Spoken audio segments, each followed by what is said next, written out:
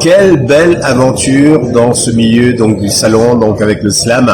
Les cordes sont à l'honneur. Nous sommes donc avec Simon, qui nous vient de Strasbourg, qui a participé également donc au meilleur concours, dans le concours meilleur ouvrier de France. On en parlera avec lui tout à l'heure, mais je vous laisse découvrir son métier. Oui, bonjour. Eh bien, je m'occupe principalement de guitare romantique et de guitare classique. Alors la guitare romantique, dans l'histoire de la guitare, c'est celle qui vient juste avant la guitare moderne, qu'on connaît aujourd'hui. Ça a été une grande spécialité de Mirecourt et je propose aujourd'hui des modèles neufs en copie des modèles anciens d'époque et également quelques guitares anciennes restaurées.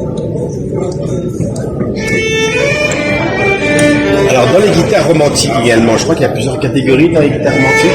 En tout cas, il y a plusieurs, ce qu'on va appeler plusieurs écoles, c'est-à-dire plusieurs centres importants de fabrication de la guitare romantique. Il y a Mirecourt, qui est quand même un centre de production extrêmement important au début du 19e en matière de guitare. On a Londres avec Panormo, Vienne avec son chef de file Stauffer, et également on a une production aussi italienne. Et j'essaie de proposer dans mes reproductions un ou deux modèles un peu caractéristiques de chacune de ces quatre écoles. Simon, pouvez-vous nous parler de cette magnifique guitare que vous avez présentée au concours pour meilleur ouvrier de France?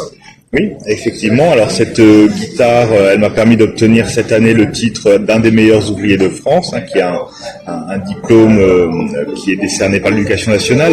Le principe, c'est que ce concours nous permet de présenter des instruments un peu extraordinaires qu'on ferait peut-être pas dans un cadre professionnel au quotidien. Donc pour cette épreuve, j'ai souhaité faire une guitare, la copie en tout cas d'une guitare un peu exceptionnelle, qui est une guitare de René Lacotte, datée de 1839.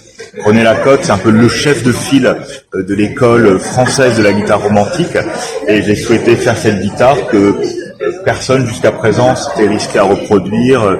Il y a notamment une rosace en marqueterie de nacre qui est un petit défi technique sur l'instrument. Et voilà, bon, ça a plu au jury et je suis très content d'avoir obtenu le titre en juin dernier.